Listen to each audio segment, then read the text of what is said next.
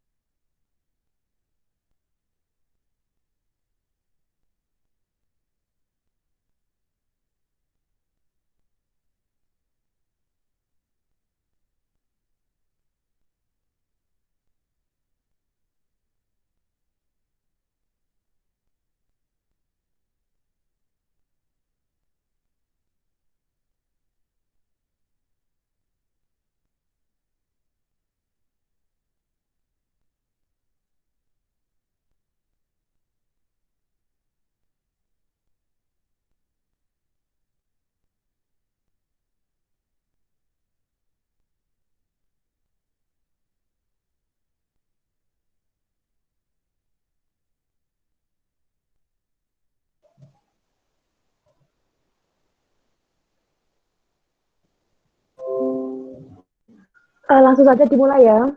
Sebelumnya, Assalamualaikum warahmatullahi wabarakatuh.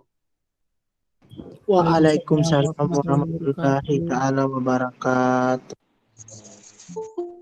Sebelumnya, kami dari PJ Modul 5.1 minta maaf untuk teman-teman praktikan karena keterlambatan. Ini disebabkan karena laptop yang akan dipakai untuk meet kita hari ini tiba-tiba nge-hang, jadinya kita harus ganti laptop dan setting ulang. Langsung saja, selamat datang di briefing pengolahan data praktikum PSDI 2 Modul 5.1 pengendalian kualitas statistik. Nah, bab 1, bab 2, dan bab 3-nya sama seperti praktikum-praktikum sebelumnya, modul-modul sebelumnya, mulai dari latar belakang, tujuan, dan lain-lain. Jadi, kita langsung saja ke bab 4-nya. Yang akan dijelaskan oleh Mbak Devi Putri. Silakan Mbak Devi.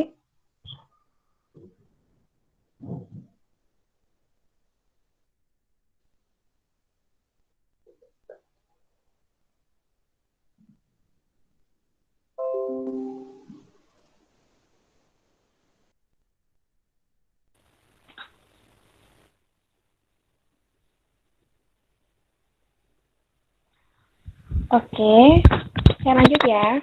Untuk bab 4-nya sendiri yaitu analisa dan pengolahan data. Di sini untuk 4.1-nya yaitu identifikasi part.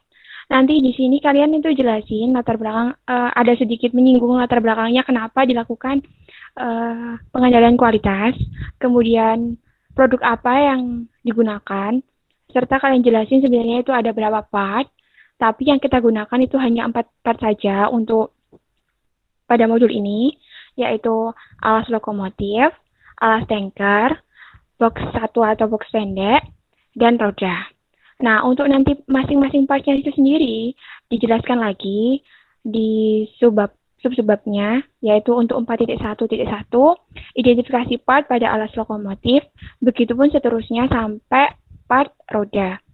Nah, untuk penjelasan di identifikasi part setiap subbab ini, itu kalian jelasin proses pembuatan partnya, kemudian kalian jelasin alat untuk membuat partnya, mesin apa, kayak gitu-gitu, sama dimensi dari part tersebut.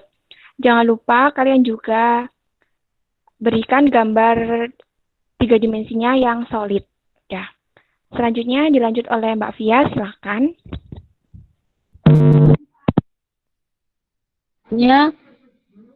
Membahas tentang checksheet. Nah, di sini itu kita di checksheet ini ada 2 checksheet, ada 2 data, yaitu data variabel sama atribut. Nah, di sini untuk yang melakukan inspeksi yaitu dari asisten sendiri itu inspekturnya saya. Nah, untuk yang dari data atribut itu nanti mengukur dari panjang beberapa part, yaitu kita mengambil inspeksi itu alas lokomotif, alas tanker, roda sama sisi box. Nah, di sini di Excel-nya itu ada sekali dalam pengambilan sampel itu dilakukan tiga, tiga sampel yang diambil. Jadi kita mengambil 10 kali sampel dengan waktu yang sudah ditentukan tersebut. Nah, di sini di masing-masing part itu dilakukan inspeksi. Ada di part lokomotif itu ada panjang part, terus variabel lebar sisi depan part, dan seterusnya. Nanti di situ kalian masukin di laporannya check sheet yang sudah data yang sudah dibagikan oleh asisten, kalian masukin di 4.2-nya itu. Lanjut.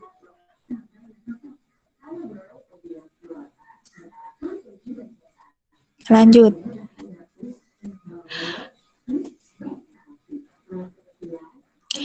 Nah, di situ nanti kalian di data atributnya, di situ kan kecacatan yang kita lakukan inspeksi itu kan ada 3, yaitu kecacatan berserat, retak atau pecah, dan herringbone. Nah, untuk kecacatan herringbone sendiri itu kayak ada perbedaan warna di setiap partnya itu, kayak ada yang membentuk seperti tulang ikan, kayak kurang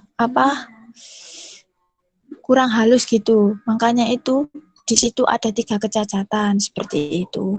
Nah, di data atribut ini, nanti kalian juga kita melakukan 3 inspeksi. Nanti di masing-masing inspeksi itu nanti bakalan kelihatan kira-kira yang dari 3 inspeksi itu berapa yang retak pecah dan yang herringbone. Misalkan kalau yang di inspeksi time jam 7:05 itu kan ada 3 inspeksi. Nah, di situ yang ada cacat retak atau pecah itu ada 2 part yang retak atau pecah seperti itu, dan seterusnya. Lah, data ini sudah dibuat oleh asisten karena kita tidak bisa melakukan praktikum secara langsung seperti itu. Next. Lah, untuk selanjutnya di 4.3 itu kalian melakukan membuat histogram. Lah, di histogram ini nanti kalian ada 2, histogram atribut sama histogram variabel kayak gitu. Di histogram ini nanti kalian buat, misal di data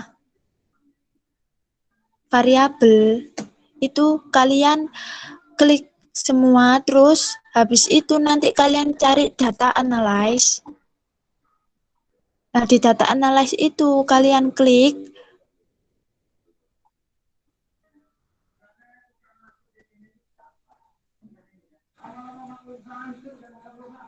Mohon maaf teman-teman, sebentar, soalnya ini kan tadi ganti laptop, jadi settingannya beda. Saya setting dulu ya. Terima kasih.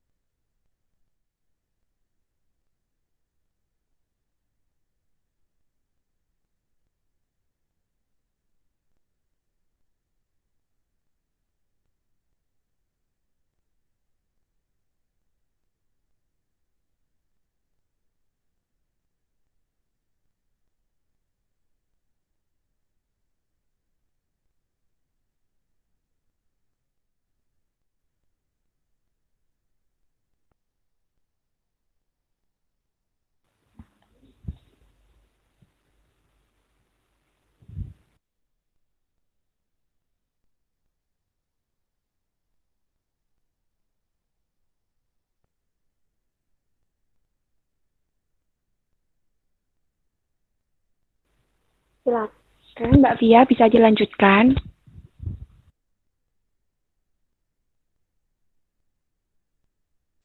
Nah, sebelum itu nanti di Excel-nya itu kalian nanti cari nilai sebelum masuk ke bin, itu kalian cari nilai maksimal dan minimalnya berapa. Lah di data itu nanti per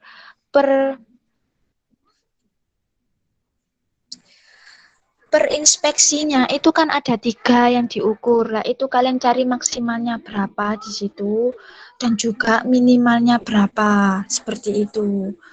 Semua itu diblok, cari maksimalnya berapa, minimalnya berapa. Habis itu nanti kalian cari selisihnya berapa. Kan udah dicari di max sama minnya, itu kalian cari selisih. Habis itu di nilai binnya kalian cari kira-kira binnya itu berapa. Di bin itu nilai selisih dibagi dengan 4. Lah 4 itu dari mana? 4 itu sudah ketentuan dari PJ. Karena pengennya kita gambar histogramnya itu ada 4 batang seperti itu. Kalau misalkan pengennya itu terdapat 5 batang, maka dibagi 5 seperti itu. Lah habis itu setelah kalian cari nilai binnya, kalian cari histogramnya dengan cara kalian klik data, habis itu nanti kalian cari data analyze, habis itu kalian cari histogram. Nah, itu nanti kalian masukkan inputnya semua data yang kalian dapat itu. Habis itu bin range-nya itu kalian masukin. Nah, setelah kalian masukin, kalian klik output range-nya di salah satu. Habis itu nanti jangan lupa kalian klik chart output-nya. Habis itu oke.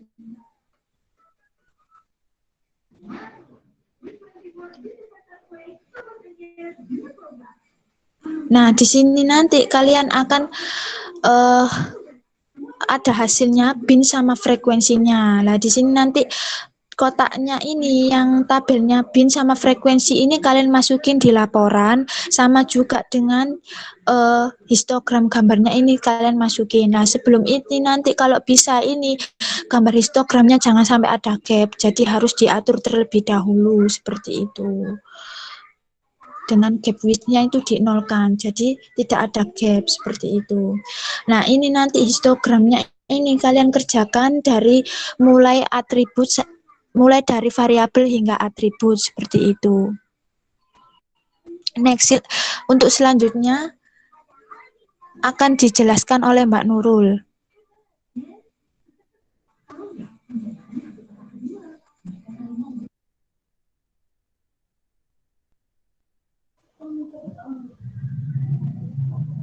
Sebelumnya saya mohon maaf karena harusnya dalam diagram Pareto ini kita menggunakan software Minitab. Nah, jika laptopnya tadi hang dan kita pindah laptop yang lain, nanti tutorial untuk diagram Pareto dan juga kapabilitas proses akan kita share di YouTube. Jadi nanti teman-teman bisa nonton di YouTube. Nah,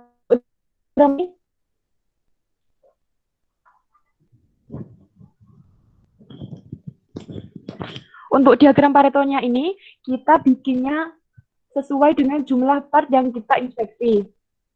Jadi nanti ada 4 part yang kita buatkan diagram Pareto. Nah, sebelum kita inputkan di Minitab, nanti teman-teman bikin tabel kayak gini. Jenis cacat, frekuensi, persen, dan juga kumulatif.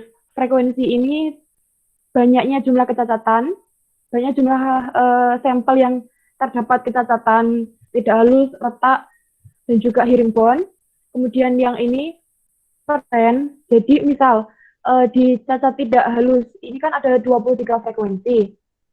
Nah, 23 frekuensi ini apabila dipersenkan itu berapa persen dari 100, kayak gitu. Sedangkan untuk yang kumulatifnya, kita tambahkan yang baris pertama ini 50, kemudian yang kedua ini 82,6, 50 ditambah 32,6. Begitu juga selanjutnya.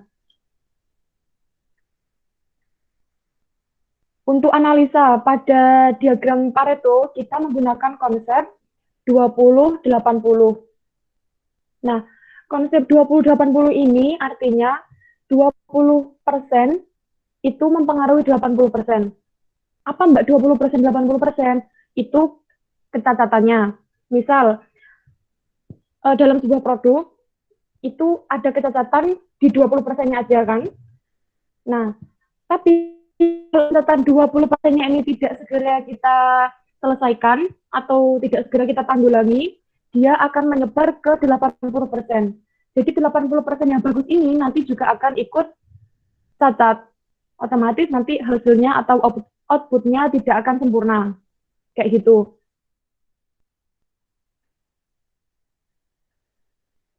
Nah, nanti ada 4 diagram Pareto, alas lokomotif, alas tanker, box 1 atau box pendek, dan juga roda. Kemudian fishbone diagram akan dijelaskan oleh Mbak Desi. Oke, saya lanjutkan untuk fishbone diagramnya. Fishbone diagram di sini kan merupakan salah satu dari 7 tools untuk menganalisa sebab akibat kenapa sih produk itu bisa cacat kayak gitu kan. Nah, di sini kan ada yang kita analisa itu cacat atribut ya untuk fishbone-nya. Jadi nanti kalian melakukan brainstorming kayak kenapa, penyebabnya apa kok bisa terjadi seperti cacat lidah halus, herringbone, dan lain-lain kayak gitu. Nanti kalian bikin 3 fishbone sesuai dengan atribut yang kita miliki. Kemudian kalian analisa. Selanjutnya yaitu peta kendali yang akan dijelaskan oleh Mbak Via. Silakan.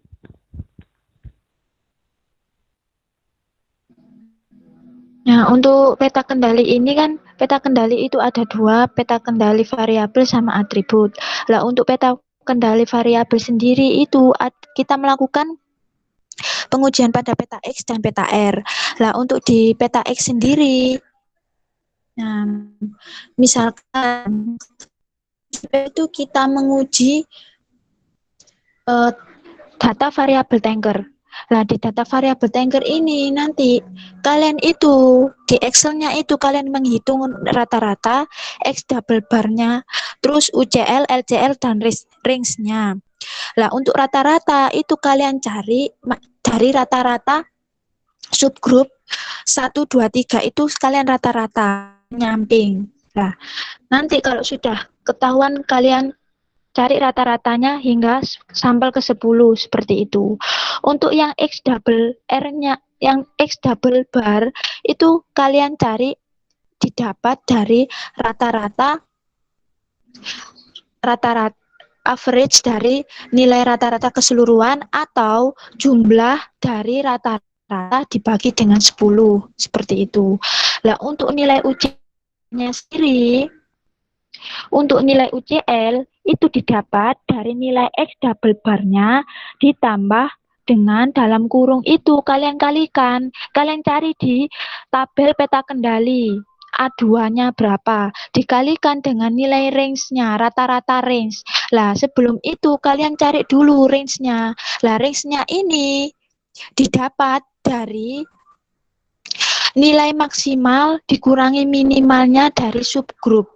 Jadi nanti kalian cari nilai maksimalnya di sampel pertama, subgroup 1, 2, 3 itu maksimalnya berapa, dikurangi dengan nilai minimalnya berapa, nanti kan ketahuan. Habis itu setelah kalian cari semua nilai range-nya ke sampel hingga ke sampel 10, nanti kalian cari rata-ratanya berapa. Nah, di situ nanti dibuat untuk mencari UCL. Di UCL ini nanti ya X double bar-nya kalian tambahkan dengan perkalian dari tabel atribut dikalikan dengan rata-rata range-nya seperti itu. Nah, dari kalian nyari ini semua nanti kalian masukin ke dalam diagram garis. Yang kalian masukin datanya itu berupa rata-rata, X double bar, UCL, dan LCL. Nah, oke, itu yang terlalu cepat itu di bagian mananya, nanti saya ulang lagi. Oke, saya ulangi lagi ya. Nah, untuk nilai UCL, nah UCL ini kan dicari dari nilai X double bar ditambahkan dengan perkalian antara data tabel atribut A2 dikalikan dengan rata-rata range-nya. Kalian nanti cari range-nya dulu dari masing-masing sampel.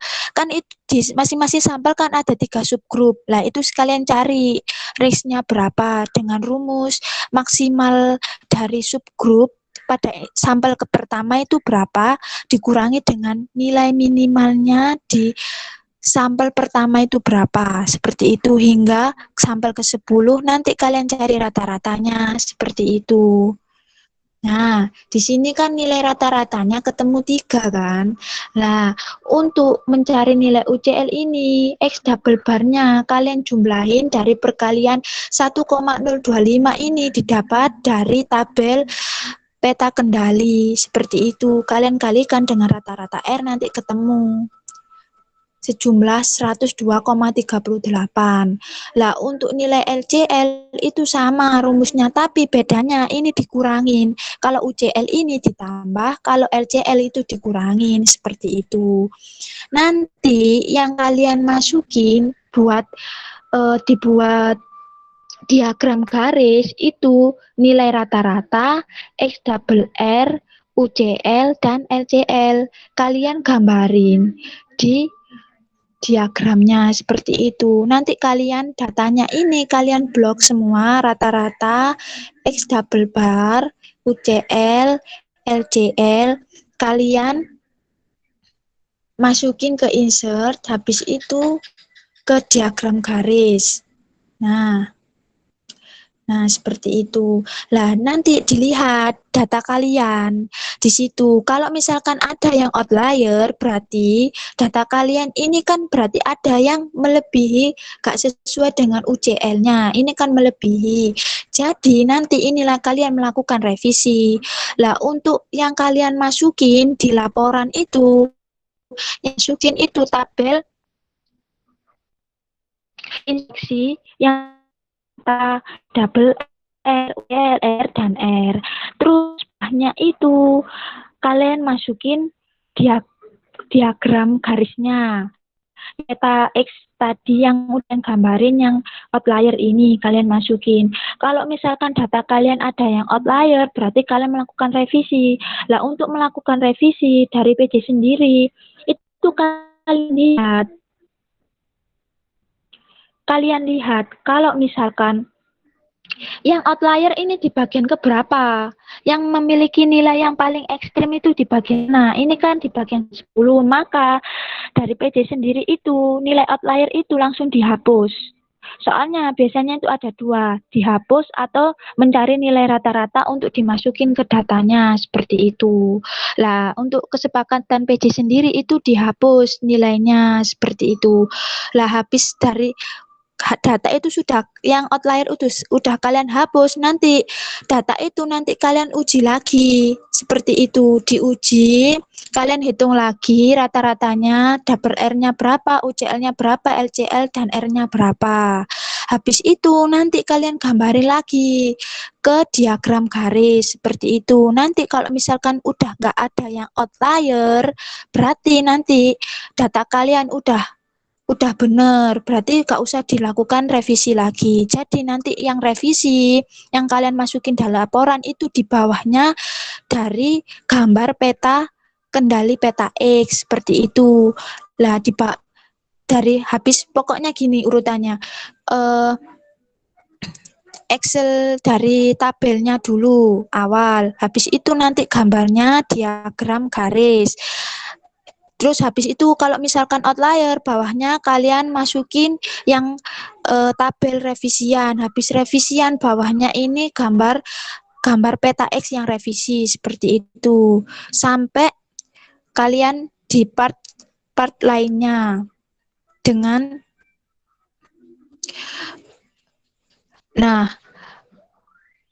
sampai di sini itu paham. Nah, untuk selanjutnya itu kita menguji peta kendali R. Kalau di atribut sendiri itu ada 2, yaitu diuji peta X sama peta R. Nah, untuk yang di peta R ini, misalkan di alas lokomotif. Di alas lokomotif ini nanti sama, itu bedanya di tabelnya ini ada nilai range, R bar, UCL, dan LCL. Nah, di sini nanti kalian cari D3, D4-nya berapa di tabel atribut seperti itu. Di range untuk yang range-nya itu sama rumusnya. Itu kalian cari nilai maksimal dikurangi dengan minimal dari masing-masing subgrup dalam satu sampel seperti itu. Nah, untuk nilai R bar-nya R bar-nya itu sama, rata-rata dari jumlah dari rata-rata dari range-nya seperti itu, atau jumlah range dibagi dengan 10. Nah, untuk nilai UCL itu nilai R bar dikali D4. Seperti itu. Nah, kalau untuk nilai LCL-nya sendiri, kalian kalikan R bar-nya dikali D3, seperti itu. Habis itu, nanti yang kalian masukin di gambar diagram garis itu, yaitu nilai range, UCL, dan ECL. Nanti kalian periksa, kira-kira data kalian itu ada yang outlier atau enggak. Kalau enggak ada yang outlier, berarti kan enggak ada revisi, jadi enggak usah direvisi seperti itu. Tapi kalau ada yang revisi sama seperti yang tadi formatnya, data yang outlier atau yang ekstrim itu langsung dibuang, terus diuji lagi seperti itu.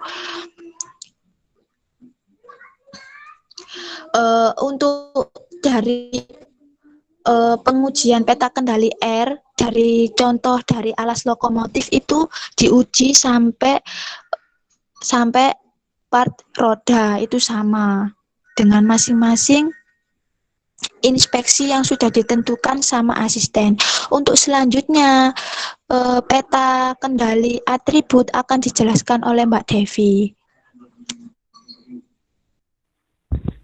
Saya akan melanjutkan dari Mbak Vianya. Nah, sebelumnya untuk laporannya, sebelum kalian melakukan perhitungan, di laporannya itu kalian kasih sumber.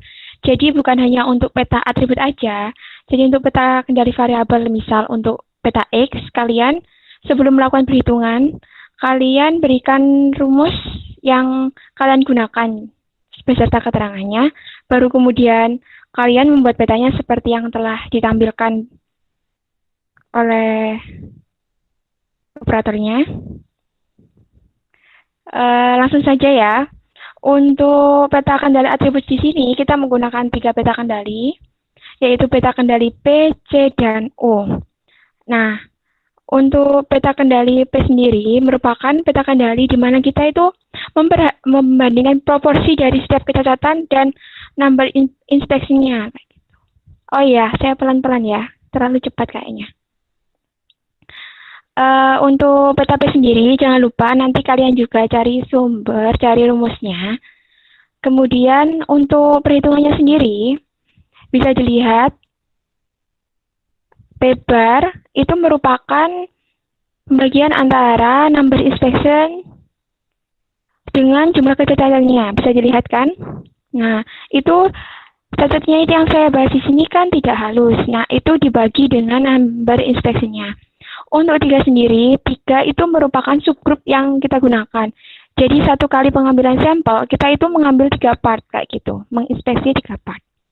Untuk Q bar sendiri merupakan perhitungan dari 1 min P bar. Jadi Q bar itu rumusnya 1 min P bar. Nanti bisa dicari juga sama teman-teman praktikan sumbernya. Kemudian N bar. Dan selanjutnya itu kita mencari UCL dan LCL. Untuk UCL, rumusnya sendiri yaitu, nah, itu bisa dilihat P bar plus 3 kali akar P bar kali 1 min Q bar per 3. Jadi nanti kalian cari sumbernya sendiri ya, cari rumusnya, LCL-nya juga sama. Kemudian sama seperti peta variabel, keterangan dari variabel yang telah dijelaskan, nanti kalau ada yang tidak sesuai dengan UCL dan LCL yang telah dihitung, itu berarti dihapus dan dihitung lagi, dihitung ulang.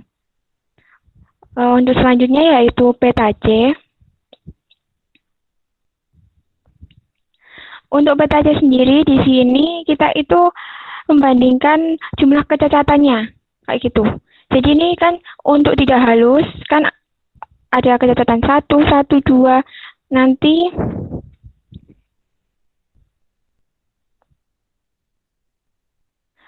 kita cari rata-ratanya, yaitu C bar. Kemudian kita cari UCL dan LCL-nya. Jangan lupa cari rumusnya sendiri. Nah, seperti itu. Sama seperti peta sebelumnya, nanti yang keluar dari batas UCL dan LCL, kita lakukan revisi, kita hapus, dan kita hitung ulang hingga semuanya sesuai dengan batas UCL dan LCL yang kita tentukan. Untuk selanjutnya yaitu peta U. Nah, untuk peta U sendiri nanti kita hanya cukup buat 4 saja, karena kan yang kita gunakan kan 4 part. Untuk peta U sendiri itu membandingkan mengontrol, melakukan kendali dengan mempertimbangkan setiap satu partnya, kayak gitu. Nanti misal untuk part alas lokomotif, kan ada 3 jenis cacat nih, tidak halus, retak, herringbone, kayak gitu. Nanti kita campurkan, kita rekap jadi satu, kemudian kita jadikan satu peta kendali, kayak gitu. Jadi nanti kita bisa mengetahui alas lokomotif itu cacat yang tidak terkendali itu di sebelah mananya. Sama saja, untuk perhitungannya kita harus mencari jumlahnya, kemudian rata-ratanya, kemudian mencari ubarnya, mencari UCL peta U, nanti kalian cari sumbernya ya, dan LCL peta U. Nah, bisa dilihat seperti itu. Kemudian sama seperti peta-peta sebelumnya, kalian harus mengendalikan peta tersebut. Kalau keluar dari batas UCL dan LCL, kalian harus menghitung ulang hingga semuanya terkendali, kayak gitu. Nah, untuk membaca tabel kontrol chart konstannya, kalian bisa cari di YouTube. Untuk sampelnya, sampel size-nya itu kita menggunakan 3. Itu subgrupnya maksudnya ya. Nanti kalian cari tabel kontrol chart konstannya. Terima kasih. Selanjutnya akan dijelaskan oleh Mbak Nurul. Silakan.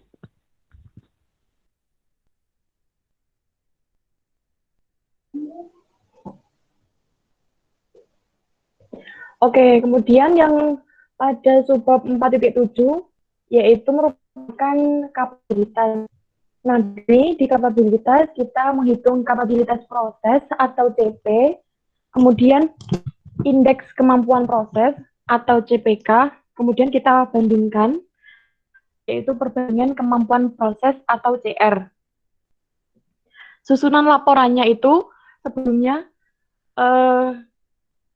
hasil atau output dari Minitab.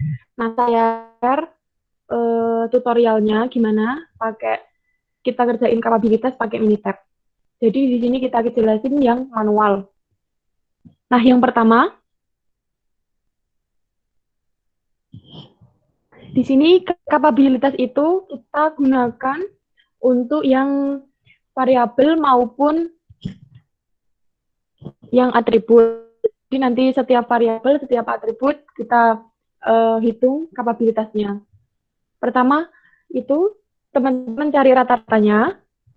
Nah, ini rumusnya kayak biasa, average. Kemudian X double bar. Kemudian USL atau upper specification limit. Rumusnya X double bar ditambah dengan standar deviasi. Standar deviasi ini dari keseluruhan datanya kita.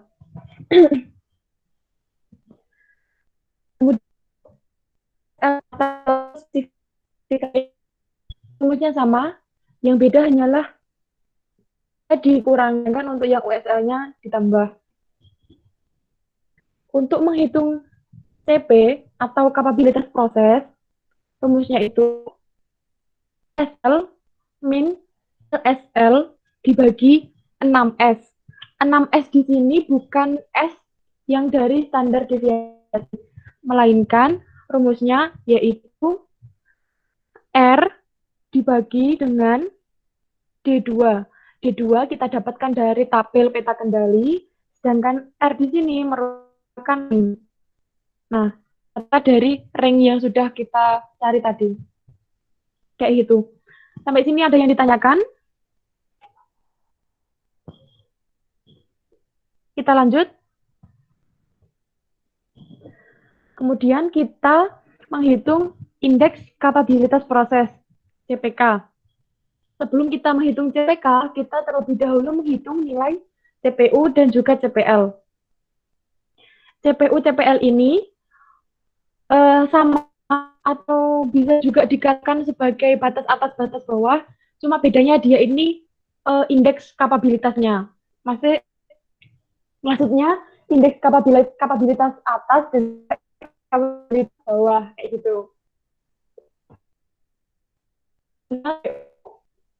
Yaitu USL dikurangi X double bar dibagi dengan 3S.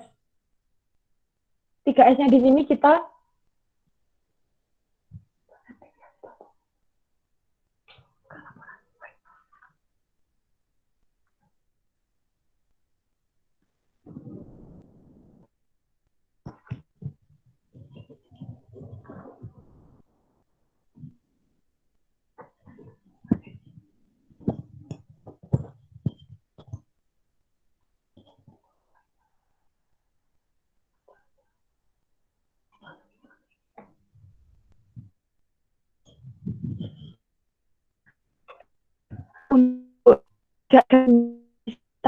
untuk deviasi. Suara saya putus-putus. Iya, Mbak. Iya, Mbak, putus. Oke, saya ulangi ya.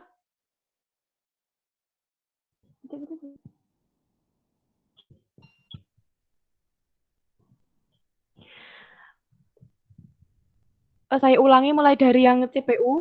Nah, CPU di sini rumusnya L dikurangi dengan X double bar dibagi 3S. 3S di sini kita pakai S yang standar deviasi, bukan S dari yang D2 sama R tadi ya. Kita pakai yang standar deviasi. Kemudian yang CPL, rumusnya X double bar kurangi LSL dibagi 3S. Nah, untuk mencari CPK-nya, nilai dari minimum CPL dan CPU. Misalnya nih yang paling kecil itu nilai dari CPU, berarti indeks kapabilitasnya itu merupakan nilai dari CPU, kayak gitu. Kemudian, perbandingan kemampuan proses atau CR. Rumusnya 6 kali S dibagi USL dikurangi LSL.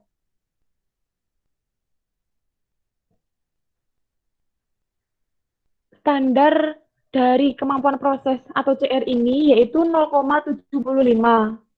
apabila nilai CR itu kurang dari 0,75, maka kemampuan prosesnya itu baik, jadi tidak perlu diperbaiki atau tidak perlu perbaikan lagi. Nanti saya minta teman-teman buat cari sumbernya dan juga sumber dalam menentukan kesimpulan untuk CP dan CPK. Kayak gitu. Sampai sini ada yang ditanyakan?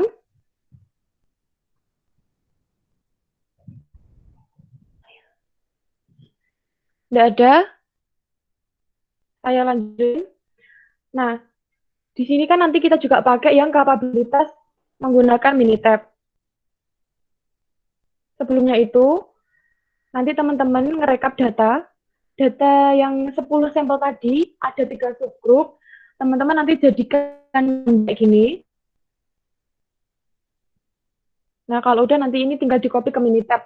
Tutorialnya akan segera saya share. Nah, perbedaan kapabilitas menggunakan Minitab dan juga menggunakan perhitungan manual itu terletak dari nilainya. Apabila nilai kapabilitas manual lebih kecil dari kapabilitas dengan menggunakan Minitab, maka perhitungannya teman-teman dan juga inputan datanya itu udah benar.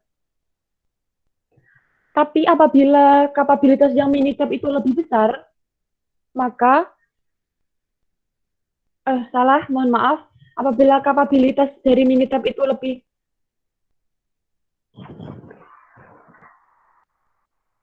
apabila lebih kecil itu salah. Apabila lebih besar berarti itu benar, datanya akurat. Nah, dari teman-teman praktikan nanti bisa dibandingkan nilai CP, CPL, CPU, dan juga CPK. Nah, range yang diperbolehkan antara perbedaan kapabilitas manual dan juga kapabilitas Minitab yaitu 0 sampai 3. Misal, di kapabilitas manual itu hasilnya 0,1. Di kapabilitas Minitab itu misalnya hasilnya 0,2. Berarti datanya sudah benar, perhitungannya udah benar, datanya juga benar.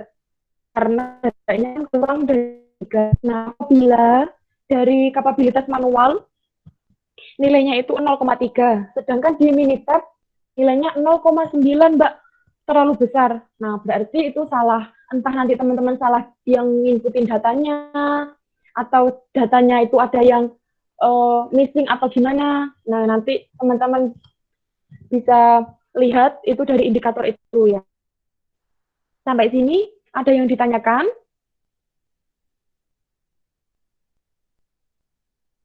Belum ada? Belum? Kalau gitu kita lanjut di 4.8, yaitu merupakan analisa keseluruhan.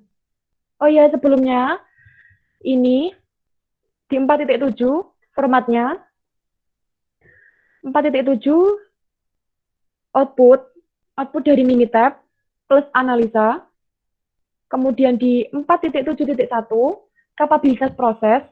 Nah, sebelumnya itu teman-teman nanti cari apa sih maksudnya kapabilitas proses. Nah, kalian masukin, habis itu rumusnya dan juga keterangan, terus tabel indikator nilai CP. Misal nilai CP-nya kurang dari 1 sampai gini itu termasuk apa? Kayak gitu. Di bawahnya tabel perhitungan matematis, CP, variabel, semua variabel dan juga semua part itu dihitung secara manual. Ada perhitungan manualnya di laporan. Kayak gitu. Yang di 4.7.2 juga sama. Rumus, tabel, kemudian perhitungan manual. Sedangkan untuk yang perbandingan kemampuan proses atau CR, langsung saja di rumus, kemudian analisa. Kayak gitu. Nah, di analisa keseluruhan ini, nanti teman-teman menganalisa tentang peta kendali, kemudian Pareto, Fishbone, dan juga kapabilitas proses. Caranya itu kayak gimana, terus part yang dipakai itu apa aja, kesimpulan yang terjadi itu apa, itu nanti teman-teman masukin di analisa keseluruhan. Kemudian bab 5, kesimpulan dan saran seperti biasa. Kesimpulan sesuai tujuan dan saran sesuai apa yang teman-teman lakukan di praktikum. Sampai sini ada yang ditanyakan?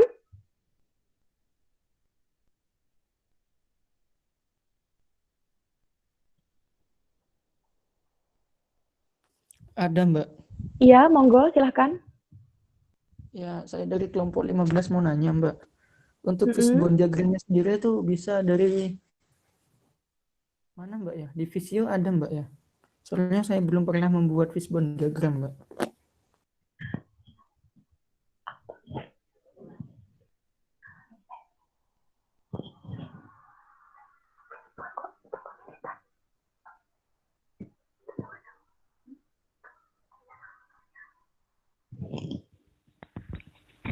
Untuk Visio-nya sendiri itu bisa kalian bikin di Visio. Terus di Minitab juga sebenarnya bisa kalau kalian mau cari caranya. Tapi untuk modul ini saya nggak ngasih cara bikin Visio di Minitab. Jadi kalian terserah kalian mau pakai Visio atau pakai Minitab. Walah ya, Mbak. Makasih, Mbak. Pakai divisio lebih bagus, Dek. Lebih lucu. Nanti ikannya potong dari yang dari gambar-gambar di web kayak gini ada gelembung-gelembungnya kan lucu. Biar nggak sepaneng. Iya, Mbak. Siap. Ada lagi?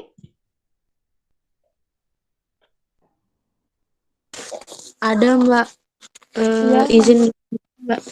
Saya Noirevini Yuniarsi dari kelompok 5 mau menanyakan mengenai revisi pada peta kendali.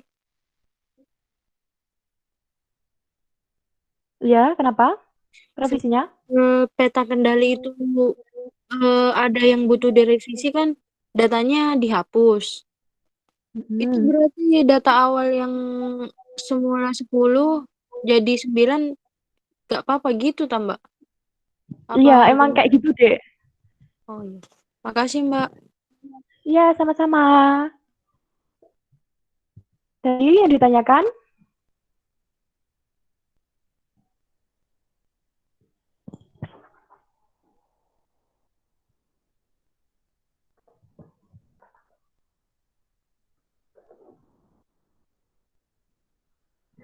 Asistensi satunya bab 1 sampai bab 4 ya? Iya, Mbak. Ini udah nggak ada yang ditanyakan lagi? Saya Mbak izin bertanya. Ya.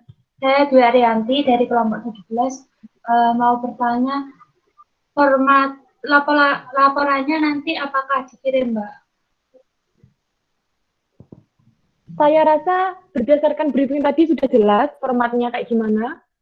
Jadi nggak bakalan dikirim. Baik Mbak, terima kasih. Kalau mau tanya di sini. Mohon izin bertanya Mbak, saya Adil Ya. dari 22 mau tanya mengenai urutan yang di peta kendali itu tadi Mbak, dari awal sampai akhir. Mohon diulang untuk urutannya aja, gimana Pak? Terima kasih. Ya, oke. Pertama itu 4.6 peta kendali. Teman-teman jelasin pengertiannya. Kemudian 4.6.1 peta kendali variabel. Kalian kasih rumus di awalnya. Kemudian 4.6.1.1 peta X part apa. Ini kalian boleh pakai sub-subbab atau boleh pakai poin 1 atau A, B, terserah. Nah, setiap part ini teman-teman nanti bikin petanya semua variabel. Nah, ini kan peta X alas lokomotif. Isinya variabelnya itu apa aja? Ada panjang, kayak gitu. Ada terus kemudian panjang sisi dalam, panjang lebar depan, kayak gitu. Kalau udah yang di alas lokomotif udah, kemudian peta X di alas tanker. Jadi urutnya peta X dulu, part apa, sampai 4 kali. Kemudian peta R. Peta R, part apa. Nah, di masing-masing variabel itu, kalau misalnya ada revisi, itu kalian langsung kerjakan di bawahnya. Atau kalian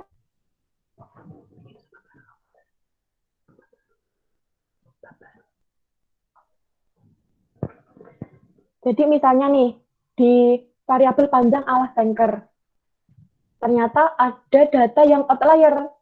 Jadi nanti kalian langsung revisi di bawahnya analisa kurva yang ini. Jadi di bawahnya kasih revisi peta X variabel panjang part alas kayak gitu. Untuk yang peta kendali atribut, susunannya juga sama. Peta kendali P, kemudian peta kendali P. Kalau misalnya ada yang direvisi, langsung teman-teman masukin di variabel apa yang direvisi. Kayak gitu. Gimana, Di Agung? Gimana ngerti? Ya, ngerti Mbak. Ini untuk berarti yang revisi itu tadi kita masukin tabelnya dulu lagi yang udah direvisi sama apa ini namanya? Sama diagramnya, Mbak. Dua itu Iya. dimasukinnya lagi. Oke. Iya, Dek. Sip. Ada lagi?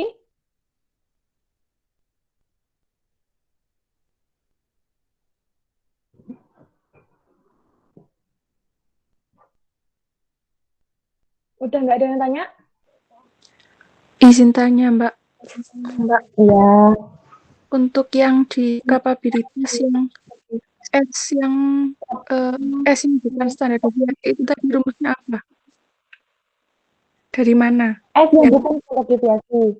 Rumusnya R dibagi D2.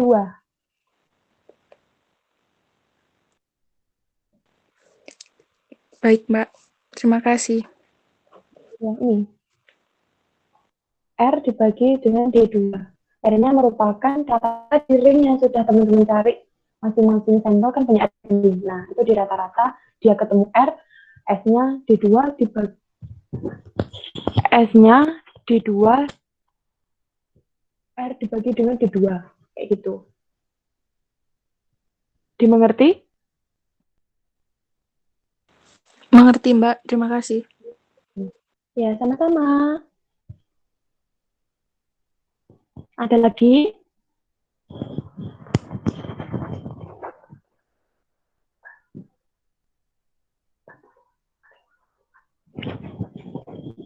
Ditunggu sampai jam 8:40 ya. Kalau udah nggak dengan ditanyakan, kita tutup. Jadi teman-teman bisa langsung ngerjain laporannya.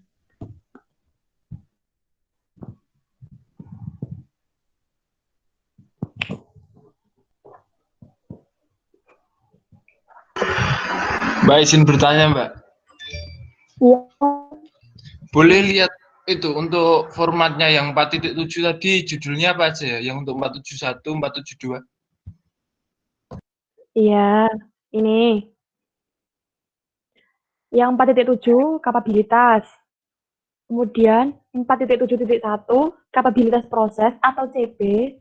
4.7.2 indeks kapabilitas proses atau CPK. 4.7.3 perbandingan kemampuan proses atau CR.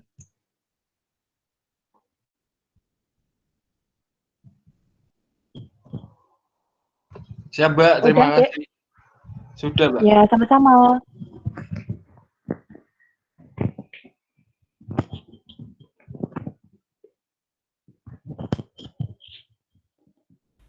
Teman-teman, kalau ada yang mau tanyakan, tanyakan saja ya. Ini kami tunggu sampai 20.40, biar nanti kalian segera dapat mengerjakan laporannya.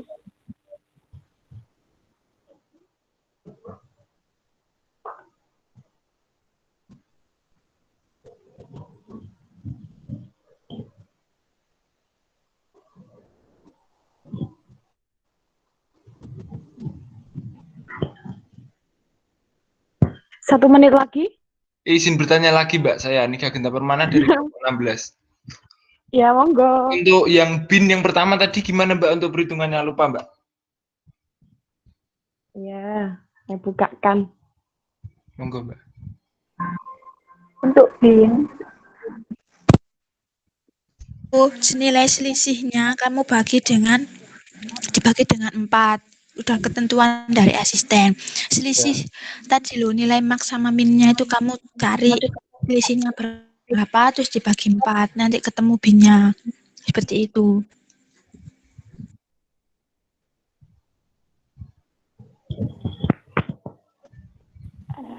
Untuk yang sampingnya Jadi itu. saya nambahin aja. Ya, untuk pinnya nanti, untuk pin yang itu kan ada 4 pin ya. Untuk pin yang pertama itu nilai minimalnya ditambah pin yang telah dihitung tadi 0,75. Nah, kemudian 98,75 ditambah lagi dengan pin 0,75 hingga nanti hasil pin terakhirnya itu nilai maksimal dari yang data yang telah kita cari tadi. Bisa dimengerti? Siap-siap bisa, Mbak.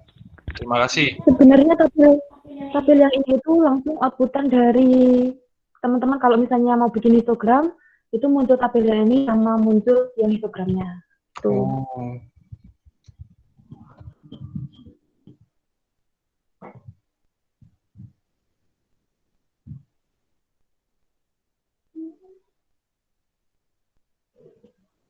Ada yang ditanyakan lagi?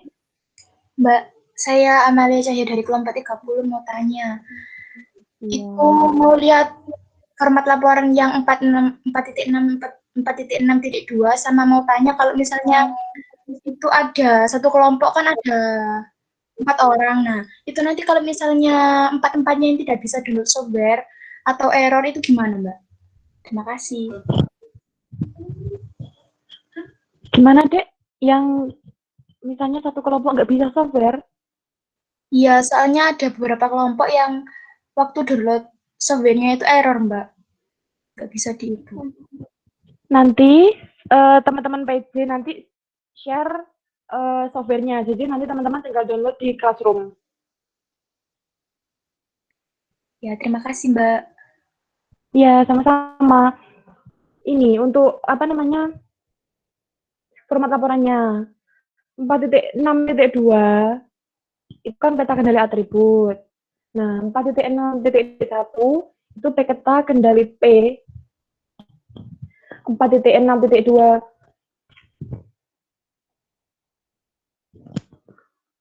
yang awal peta kendali P. 4.6.3 itu titik 3.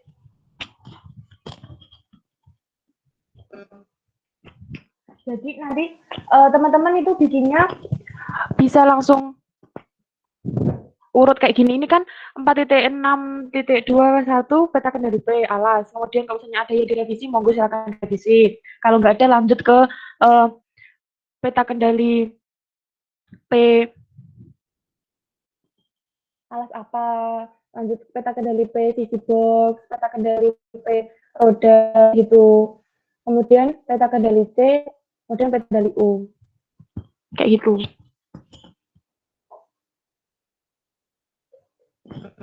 Udah ya, udah kemalaman kayaknya.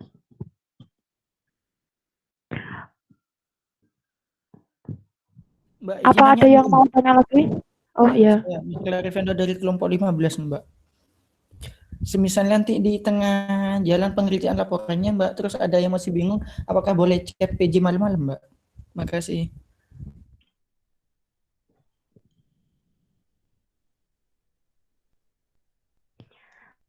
Dikasih waktu sama PJ sampai jam 12 malam ya. Tapi kalau misalnya PJ-nya pas di chat itu udah tidur, ya mohon maaf ya teman-teman. Tapi sebisa mungkin kalau misalnya kita masih on, kita masih sadar, pasti kita balas kok. Ya, Mbak, siap. Ada lagi?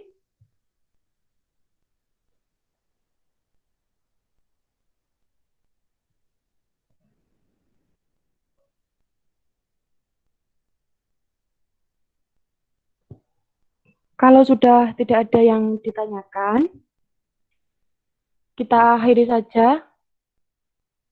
Sebelumnya, kami dari PJ Modul 511 mohon maaf ya sebesar-besarnya atas keterlambatan dan juga kekurangan dari briefing pengolahan data ini. Juga terima kasih sudah menyempatkan waktunya untuk hadir di briefing Modul 511. Kurang lebihnya saya mohon maaf. Wassalamualaikum warahmatullahi wabarakatuh. Waalaikumsalam warahmatullahi wabarakatuh. Waalaikumsalam warahmatullahi wabarakatuh.